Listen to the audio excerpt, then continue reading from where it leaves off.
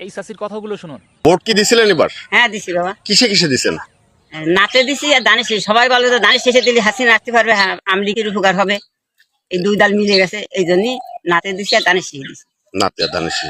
হাসিনার জন্য দোয়া করেন আপনি? হ্যাঁ দোয়া করি, নামাজ পড়ে আল্লাহর কাছে কান এই দিয়েছি। চাষির কাছে মনে হয় আপডেট ভার্সনটা যায় নাই, যার কারণে সে না ভোটের পক্ষে অবস্থান নিয়েছে। আমি একটা ভিডিওতে বলেছিলাম যারা বিএনপি জোটের ভোট দিয়েছে তারা সবাই নায়ের ভোটের পক্ষে ভোট দিয়েছে, কিন্তু আমার কথা অনেকে বিশ্বাস করে নাই, কারণ আমি নিজে প্রমাণিত।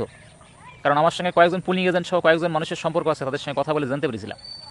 তো এবারে যে না ভোট কিছু কিছু আসনে জয়যুক্ত হয়েছে এবং সেখানে সব বিএনপি জোটের প্রার্থীরা জিতেছে, অথচ জামাত জোট ছিল হা ভোটের পক্ষে। হা ভোট ব্যাপকভাবে জয়যুক্ত হলেও জামাত জোট জিততে পারলো না।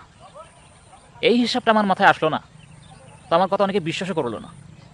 তো যারা আওয়ামী লীগকে ফিরাতে চায়, যারা বিগত ফ্যাসিস্টের রীতিনীতি অবলম্বন করে চলতে চায়, তারাই শুধু না ভোটের পক্ষে ভোট দিয়েছিল।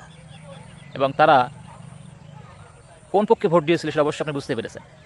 তো যদি আমার এই ভিডিওটা ভালো লেগে থাকে একটা লাইক করবেন, কমেন্টে আপনার মূল্যবান মতামত জানিয়ে আমার এই চ্যানেলের সঙ্গে যুক্ত থাকবেন, চ্যানেলটা সাবস্ক্রাইব করে আপনার পাশে রাখবেন যাতে পরবর্তী ভিডিও আপনার সামনে চলে যায়।